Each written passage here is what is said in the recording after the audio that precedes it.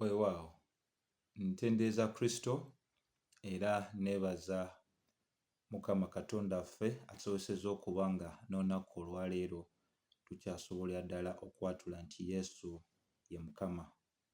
Amannya n'eddoboozi mazima Kenneth ng'era nze akubuuzaako gwena muganda wange ne mwannyinaze akyekuumiddemu ebyo ebyawandiikibwa.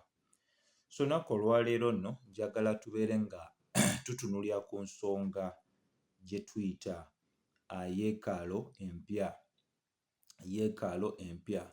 Tujja kuba nga tugendera ddala mu maaso n'okuba nga tutunuulira obukulu obw'ensonga okuviira ddala mu ssuula eno ey'okubiri okutunuulira olunyiriri olw'12 paka ku lunyiriri olw'25. Era nga wano tujja kuba nga twongerera ddala okuzimbira ku bubaka bwe twasembayo okukola omulundi guli. Twagendera ddala mu maaso n'okubeera nga tutunuulira ensonga ekwata ku kabonero ak'okukyusa amazzi ne gafuulibwa envinnyo era nga akabonero ako kaggulirawo ddala obuweereza obwa Kristo Yesu obw'omu lukale. So naye olunaku olwaleero ate njagala tubeere nga tulabira ddala ate ku kikolwa ekya Mukama waffe Yesu Kristo ky'osobola okugamba nti ate kyo kyali kya lukale nnyo okusinga ne kabonero kali ke yakolera eri mu kitundu ekya Kaana. So tugenda kuba nga tusoma ate era bwe tugezaako n'okuba nga tunnyonnyola oluvannyuma lw'okutegeera obukulu obuli mu byawandiikibwa bino oba mu nnyiriri zino. Njagala ntandike n'olw'12 lutandika nga lugamba nti awo oluvannyuma lw'ekyo n'aserengeta e Kaperunawumu. Kikulu nnyo okutegeera Kaperunawumu actually ekifo kino kiri wa. Ebyafaayo bigendera ddala mu maaso n'otulaga nti kaali kabuga akatonotono akaali kaliraanye Betusayida wamu era ne Korazini era nga bitundu bino byali biriraaniganye. Bayibuli etulaga nti ye ne nnyina ne baganda be n'abayigirizwa be ne bamalayo ennaku si nnyingi. Awo nno nawo wakulu wa kutegeera nti Bayibuli etulaga nti bwe yakkirira e Kaperunawumu yagenda ne nnyina we ne baganda be.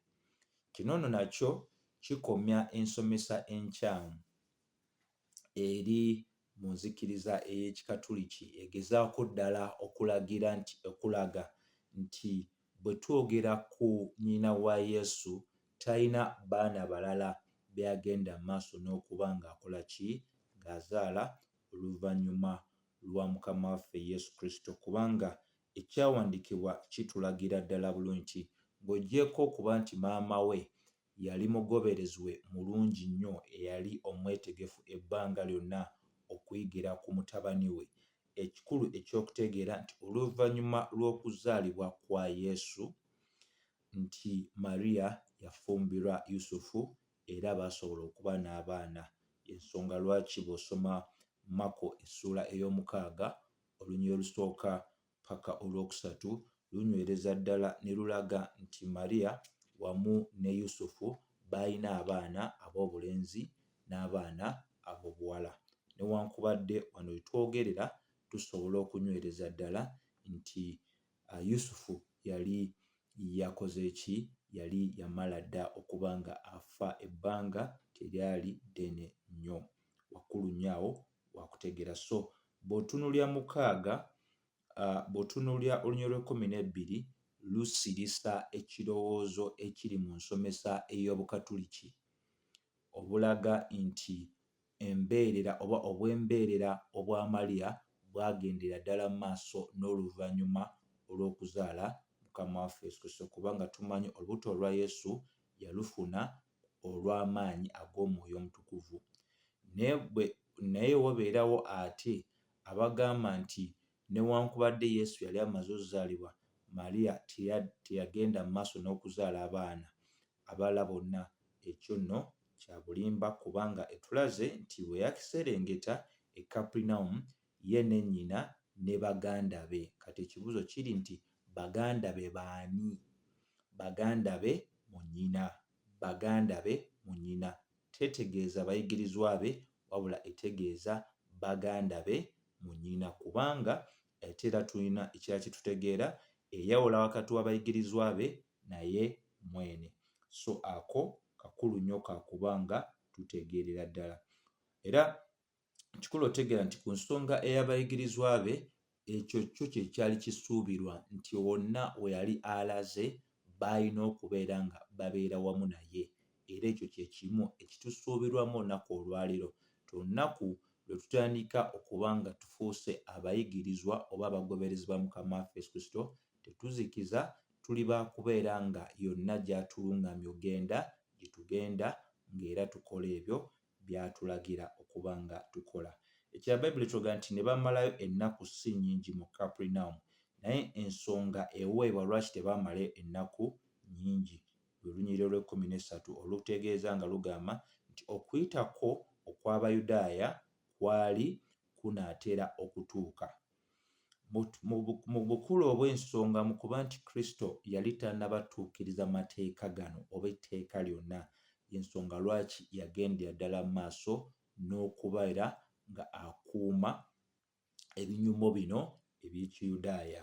Era bw'osoma eky'amateeka 16 kyali kyalagirwa bulungi okuyita mu mateeka ga Musa nti Abayudaaya bonna baalina okukuuma ebinyumo bino oba eby'okujaganya bino ebyali 7, naye wano tugambiddwa ensonga eyitibwa okuyitako okw'Abayudaaya. Kino kikulu nnyo okutegeera nti mu kutambula okwa Mukama waffe Yesu Kristo ku nsi kuno waliwo kye tuyita active obedience. Mu kutambula kwe yalina okutambulira mu mateeka gonna okugatuukiriza, waliwo ne kye tuyita passive obedience, ku musaalaba nga takyatambula era yagendera ddala mu maaso n'okulaga okoki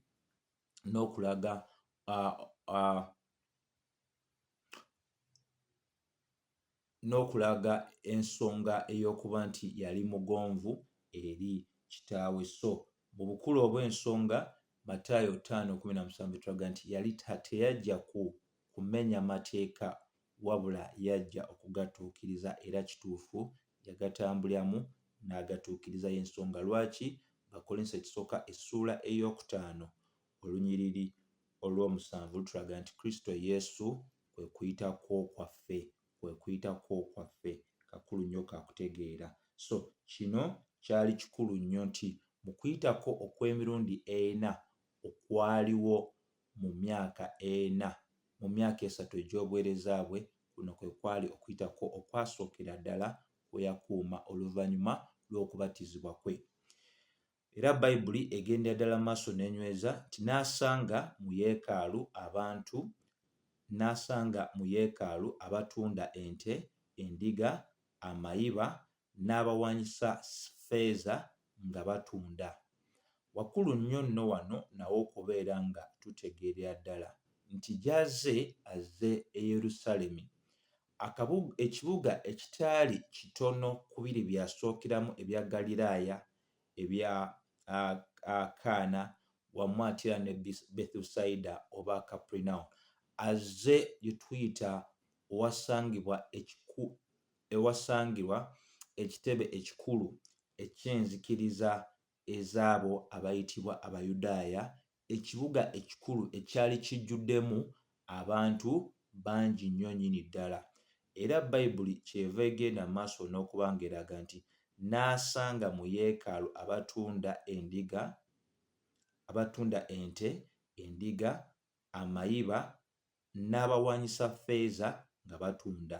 Bikulu nnyo bino byakubanga tutegeera nti Abayudaaya baalina eby'okujaganya bya mirundi 7, naye ku ebyo 7, 3 bye byasinganga okusikiriza, bye byasinganga okulabikiramu abantu abaali abangi ennyo. Ekitegeeza nti abamu baavanga ne mu nsi ez'enjawulo ne bajja okubeera nga bajaganya awamu ne baganda baabwe mu Isirayiri, mu Yerusaalemi. Era ebimu ku ebyo eby'okujaganya baalinamu kye tuyita Pentekooti, ky'okujaganya ekya Pentekooti, ne wabeerawo ekya yeekaalu, ne wabeerawo n'eky'Okuyitako. Naye nga kigambibwa nti ku mulundi guno Kristo Yesu yali azze Yerusaalemi okubeera nga akuuma Okuyitako okw'Abayudaaya. So mu ngeri ey'ensonga okuba nti ennyonnyokera ddala bulungi, kye twandigambye nga abaali bakulira eddiini oba bannaddiini ab'omu biro ebyo tebaali bannaddiini abeesigwa, baali baava dda ku mulamwa. Ensonga lwaki ekiyitibwa yeekaalu, ekifo ekirowoozebwa nti kye kifo omuli okubeerawo kwa Katonda n'okusinza okwa Katonda, baali baakiggyako dda ekitiibwa kyakyo, nga bakkiriza emirimu egy'engeri ng'eno okuba nga gikolebwa mu yeekaalu ya Katonda. Ng'era bwe kiri olunaku olwaleero, emitawaana gy'abantu gifuuse ekyenfuna eky'amaanyi eri abo abasumba ab'obulimba. Beeyambisa obunaku obw'abantu, beeyambisa obunafu bw'abantu, beeyambisa obutamanya obw'abantu, ne beeyambisa n'obutasoma obw'abantu okubeera nga babadeekadeeka ne babaggyako n'akatono ke balina. So nga bwe gwali luli ne kaakati bwe kiri. So tulaba ekyali kikolebwa luli kaakati ng'era kikolebwa be tuyita bannaddiini abasinga abatalina kutya kwa Katonda n'okussaamu ekitiibwa ebyo eby'obwakatonda, wabula abeenoonyeza ebyabwe mu buweereza. So tulaba wano eno Bayibuli eraga nti n'ajja mu yeekaalu. Bw'ajja mu yeekaalu asangayo abaali bakola emirimu gino wammanga. Ekisookera ddala nga bwe tulaze nti yeekaalu kyali kifo eky'okusinza okwa Katonda. Ekyokubiri, kikulu nnyo otegeera nti yeekaalu eno yalina ebifo bya mirundi ena. Ekifo ekisookera ddala kyali eky'abakabona, ekirala kyali eky'abaami Bannayisirayiri, ekyokusatu kyali eky'abakyala bonna mu Isirayiri, then ekyokuna kye kyali kisangibwamu abo abaali bayitibwa abamawanga oba bannaggwanga. Naye ebyafa biraga nti empisa eno ey'okutunda ente n'endiga n'amayiba n'abawanyisa ffeeza yali ekolebwa mu kifo ekyabo abayitibwa abamawanga oba bannaggwanga. So kikulu nnyo otegeera nti luno olunyiriri olw'14 lutuyamba okutegeera ddala emirimu egyali egy'enfuna egyakolebwa mu kifo kino ekya yeekaalu. Ekisookera ddala baalina omulimu ogw'okutunda ente, endiga n'amayiba. Ate ekikwewuunyisa nti abasajja bano baali bayaaye, ebyali bitundibwa bye byali bikkirizibwa mu mateeka aga Musa agakwata ku ssaddaaka eyali ekkirizibwa mu maaso ga Katonda. So baali baabala dda kiki kye baali bayinza okuba nga bakola ekibaweesa akasente ke baali baluubirira ofuna. Ekyokubiri gwe mulimu ogw'abo abaali abawaanyisa aba ffeeza. Kitegeere nti baali bakola nga Western Union nga bwe tuziina olunaku olwaleero, ti ggwe avudde yonna gy'ovudde mu nsi ey'obugwira, bw'ojja ne ssente ez'ensi ey'obugwira, bo baali beetegefu okuba nga bazikuwaanyisiza okuba nga osasula ng'osasula ekyo kyewalina okuba nga osasula mu ngeri eyaki ey'omusolo. So n'olunaku olwaleero tuyina abawaanyisa aba ffeeza bangi nga balabikira mu njiri eyo gye tuyita eya prosperity gospel, eya ensigo ey'okukkiriza oba kye tuyita seed faith, n'abo abali wansi w'ekyo ekiyitibwa the New Apostolic Reformation, oba abagamba nti yafeesi ey'ekitume n'ey'abannabbi yakomezebwawo mu mwaka ogw'2000. Era ng'olunaku olwo batunda obucupa obw'amafuta, batundira ddala n'engoye ez'okusabirako, batundira ddala ne yafeesi ey'ekitume n'eyo ey'abannabbi.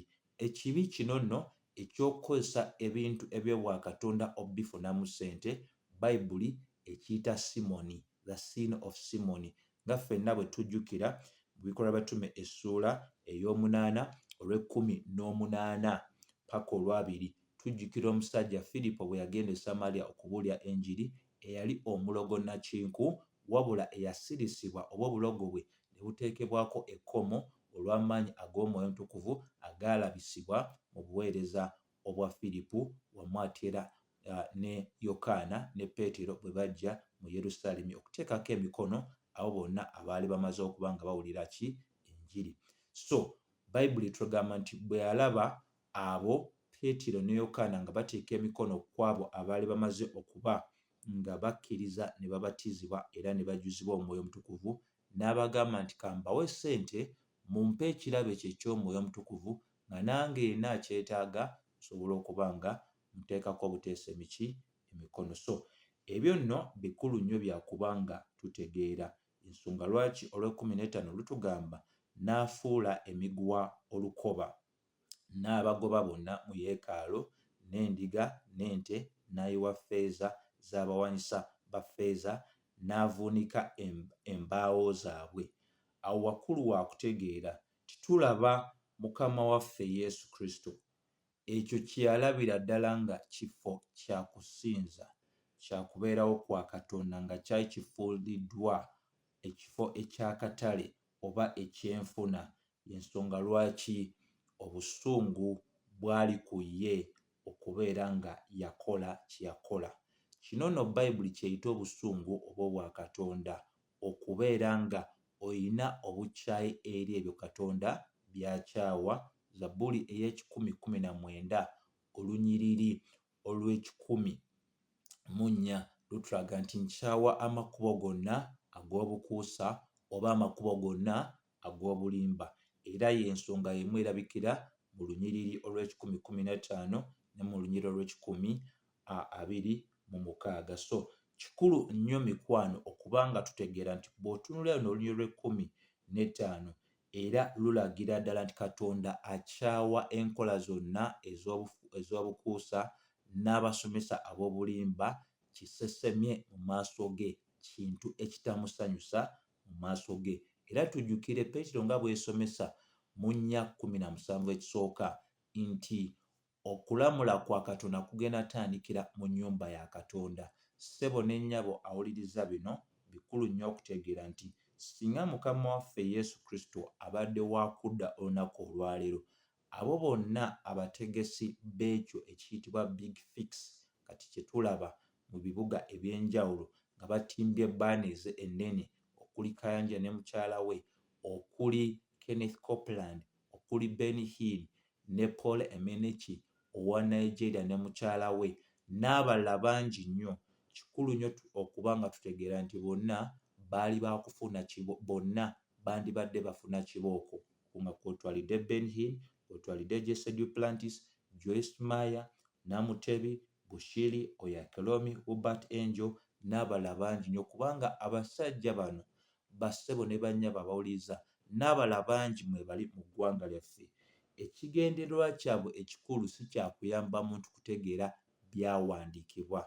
Ekigendererwa kyabwe ekikulu kya kukola ssente mu abo bonna be beekuŋŋaanyizaako. Ng'era abantu bano mu biro bya Yesu bwe bataayina kwagala n'okufaayo eri okusinza okwa Katonda, bwe gutyo bwe guli n'olunaku olwaleero. Ensonga Peetero ekyokubiri essuula ey'okubiri olusooka paka olwokusatu gyenywereza ddala nti ekigendererwa ky'abano abasajja abasomesa ab'obulimba kwe kubeera nga beekolera ssente mu bantu ng'era basomesa n'ebyo Katonda by'ataalagira. So tujjukire nga erinnya erya Martin Luther lyali terinaba kwogerwako oba erya John Calvin oba erya John Knox, tulina otegeera nti munnankyukakyuka asingira ddala bannankyukakyuka bonna si mulala wabula ye Mukama waffe Yesu Kristo. Era kino kye tuli okulaba aleeta enkyukakyuka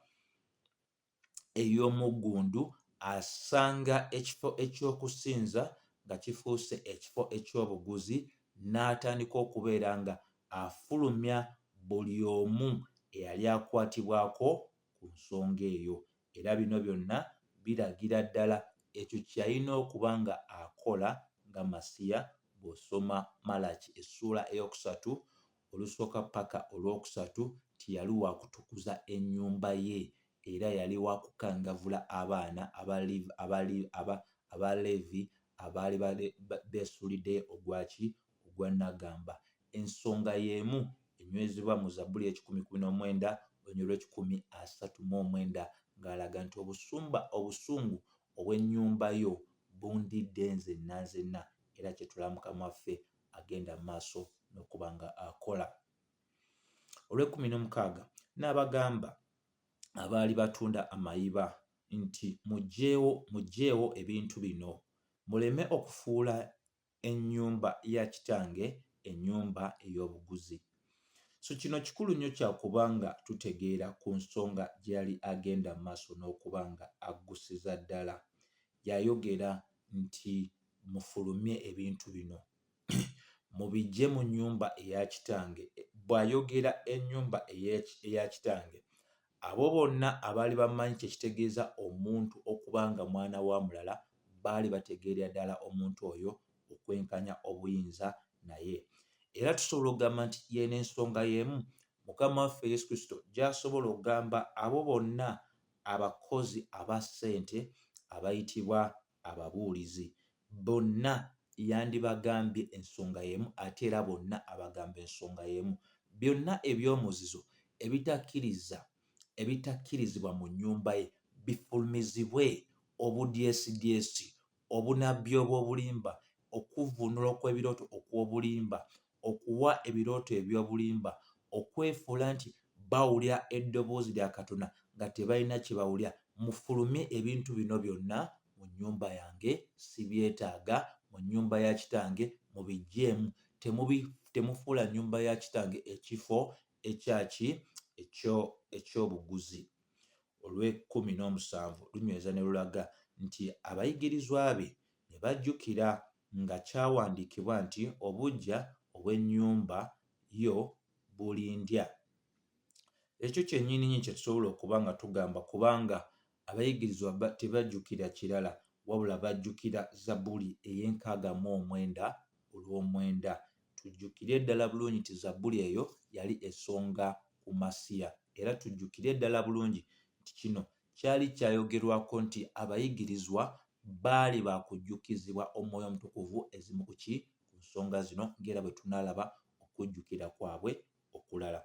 Olw'e18 Bayibuli etugamba nti awo Abayudaaya ne bamuddamu ne bamugamba nti kabonero ki k'otwolesa akakukoza bino?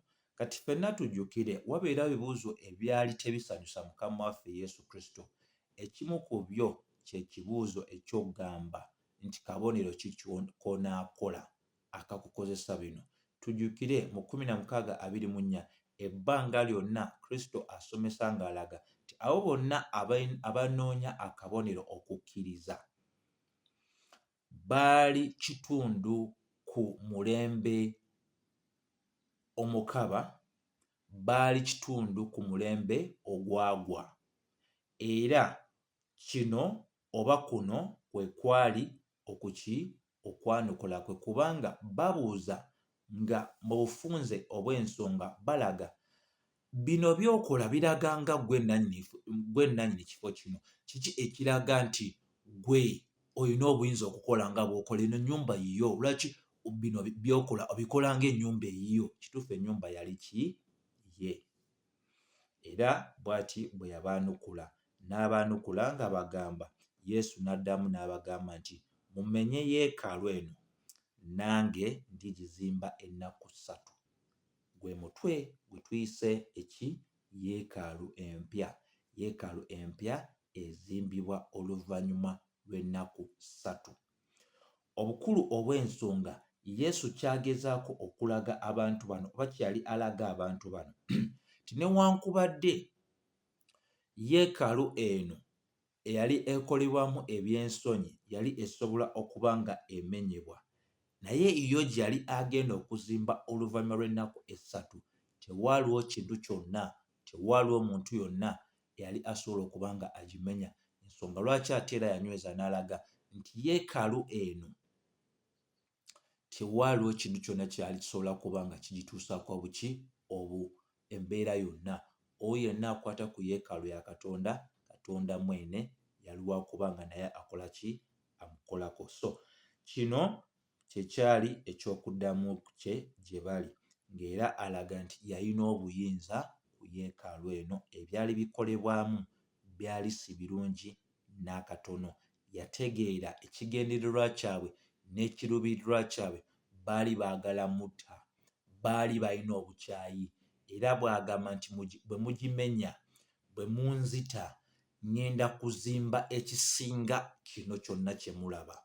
Laba 2:1 Bayibuli n'egamba bw'egamba mu 2, awo Abayudaaya ne boogera nti yeekaalu eno yazimbirwa emyaka 46, naawe oligizimbira ennaku 3? Ekitegeeza nti tebaategeera kiki yali ategeeza. Mu kuba nti tebaategeera kiki yali ategeeza, ate tebaasobola kuba nga bamubuuza abannyonnyole. Baamaliriza baleeta bya myaka mingi, kyokka oli ayogera ku nnaku ki? 3.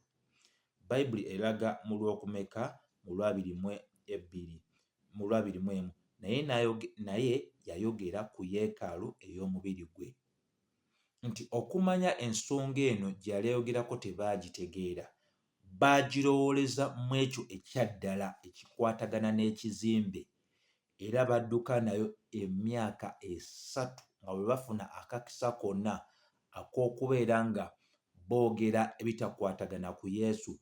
Baagendanga maaso n'okujjukiza nti yagamba alimenya yeekaalu eno era aligizimbira ennaku 3.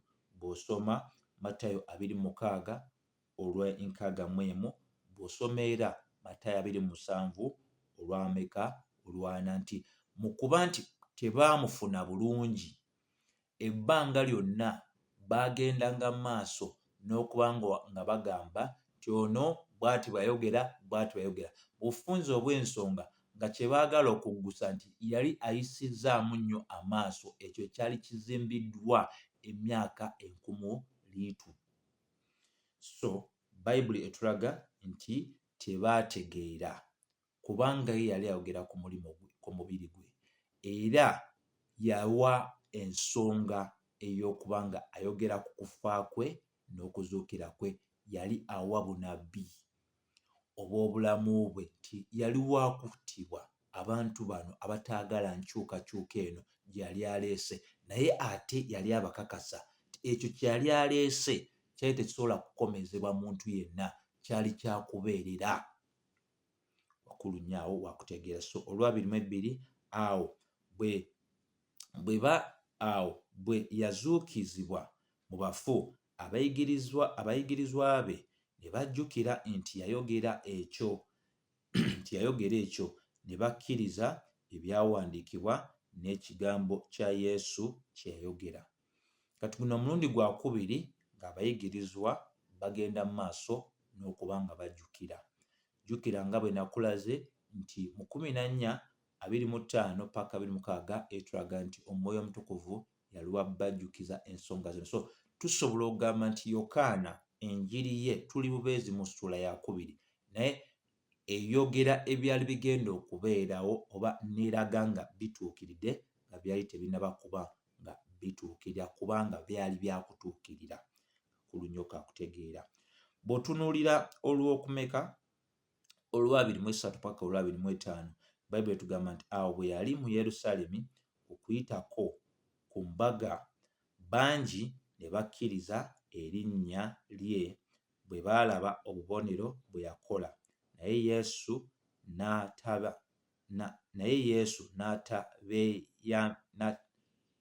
n'atabeeggulira, kubanga yategeera bonna, era teyeetaaga muntu yenna kutegeeza eby'abantu, kubanga ye yennyini yategeera ebyali mu bantu. Kati awakana nti Yesu si Katonda abeera alina bubeezi buzibu bwe, kubanga ategeera atya eby'abantu byonna oba ebyali mu bantu? Omuntu akisobola ekyo si mulala ye Katonda. Ebbulaniya 4:12. Jjuka ekigambo kya Katonda kiramu ate era kikozi ekiggulirawo ddala n'okumenyaamenya ebitundu eby'enjawulo eby'omuntu. Ye yalina obusobozi okutegeera ebirowoozo byaffe, okutegeera ebiri mu mitima gyaffe, okutegeera embala yaffe, okutegeera okuteesa kwaffe.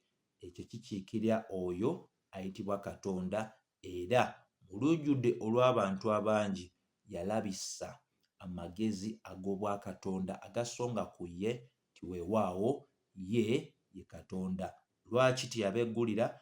Kubanga yamanya okukkiriza kwabwe kwali kuzimbiddwa ku kulaba, nti owataali kabonero baali tebasobola kukkiriza.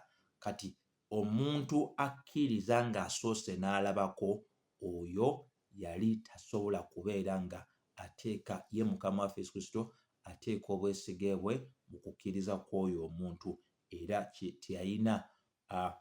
teyalina kusiima okw'okukkiriza kw'abano abantu, kwali kukkiriza kwa bulimba. Banoonya bubonero okusinga okutunuulira ebyo ebyawandiikibwa. Y'ensonga nti enjawulo wakati w'abayigirizwa n'abantu abalala nti abayigirizwa okukkiriza kwabwe kwesigama ku ekyo kye baali bamanyi mu byawandiikibwa, nti baalaba ne bakkiriza naye ate ne bajjukira nti kino kyali kyawandiikibwa. Ekyo kye kyali kireeta enjawulo wakati waabwe ne bano abalala abaalabanga obubonero ne batabaako ngeri yonna gye babukwataganya n'ebyo ebyawandiikibwa. So bw'anaaba asiimye nga bw'ali omwesigwa, tujja kuba nga ate tutandikira wano omulundi omundi okuba nga ate tuyingira mu ssuula ey'okusatu, tutandika otegeera ku nsonga y'essomo ery'obulokozi. So nsaba ekisa kya Mukama waffe Yesu Kristo kibeere eri mmwe mwenna, era amiina.